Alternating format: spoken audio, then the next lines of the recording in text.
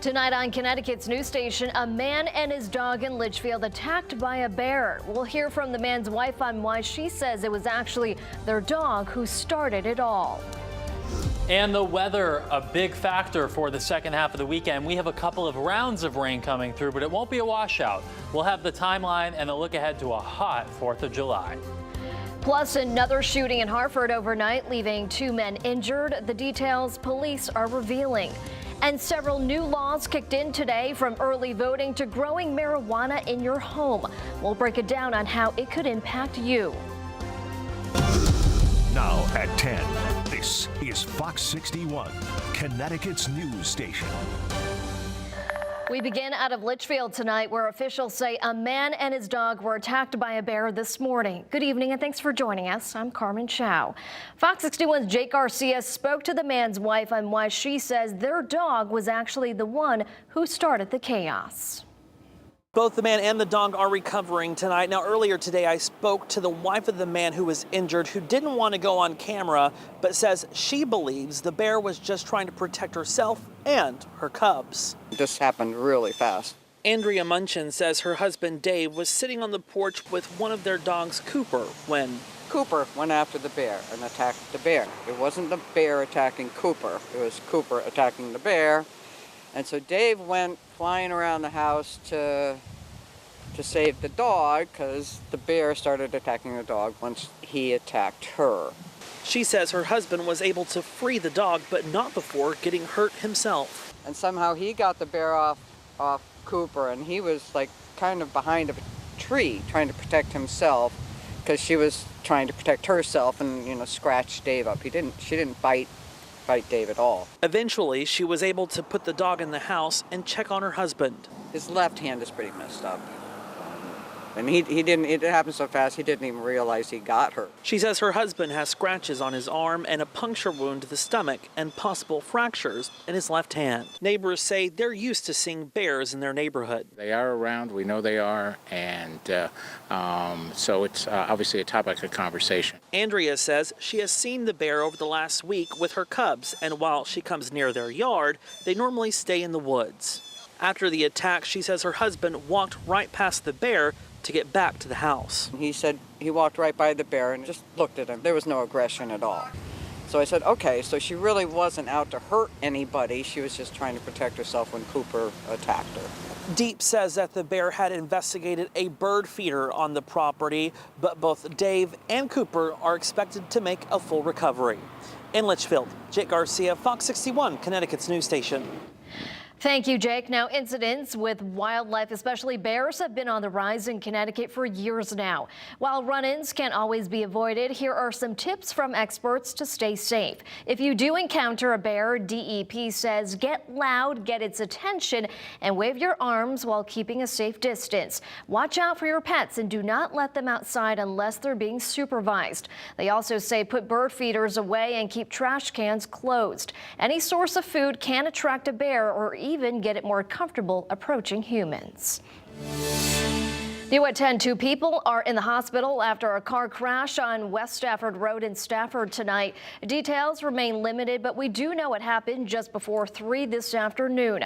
Connecticut State Police confirmed 2 individuals were transported to the hospital, but their condition is still unknown. We'll provide updates as new information comes into our newsroom.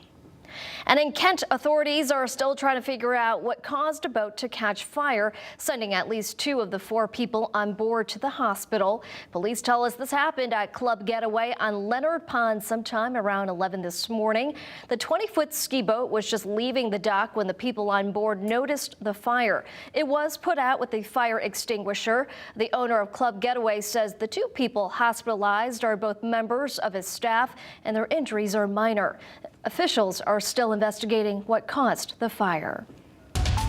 Turning to the weather watch, all eyes on the skies this 4th of July, but wildfire smoke is still blanketing the air, especially here in the capital city. And what's worse, rain could be on the way, causing problems for people hoping to spend this holiday weekend outside. So thankfully, Ryan, it won't be a complete washout. That's right, Carmen, but you'll have to dodge some showers and raindrops through the day tomorrow. So let's talk more specifically about that. Right now, the wildfire smoke is thinning, but we have some cloud cover coming in.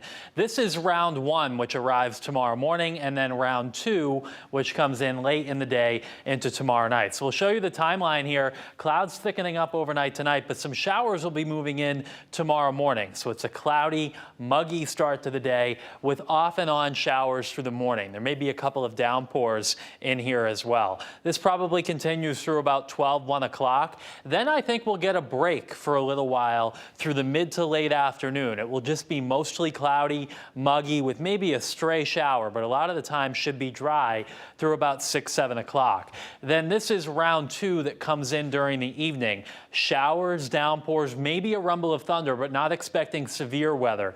Now, when this moves in is very important to a lot of fireworks shows, and right now it looks like it comes in sometime between about 9 and 11 p.m. Again, not expecting severe weather, but there could be some lightning within this rain, which will be something to pay attention to if you are outside tomorrow evening. So here's how it breaks down on the planner. Off and on showers during the morning, a very humid afternoon with some breaks in the rain, and then a chance for a shower or thunderstorm tomorrow evening into tomorrow night. We have some heat on the way, and it arrives in time for the 4th. I'll be back to talk more about that coming up in just a few minutes. Carmen?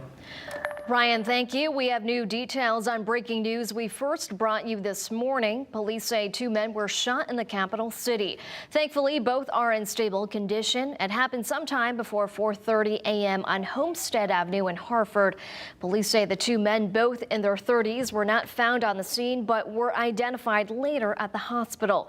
The shooting remains under investigation.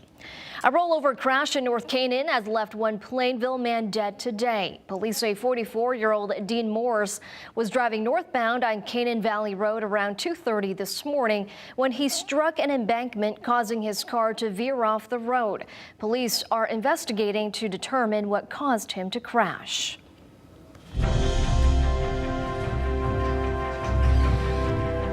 Tonight at the Capitol, we're tracking several new state laws that went into effect this morning. They include early voting in next year's election and adults being allowed to grow marijuana at home. Part of another new law encompasses Connecticut's most significant gun reform since legislation passed a decade ago after the Sandy Hook school shooting. The bill significantly strengthens Connecticut's already strict gun laws.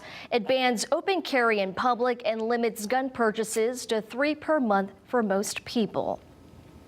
And another new law increases oversight of Connecticut's utility companies. The Public Utilities Regulatory Authority, or PURA, will be required to conduct audits for Eversource and United Illuminating on their operations, accountability, reliability, and affordability. It's a topic on The Real Story this Sunday, where we're highlighting some of the new laws going into effect at midnight.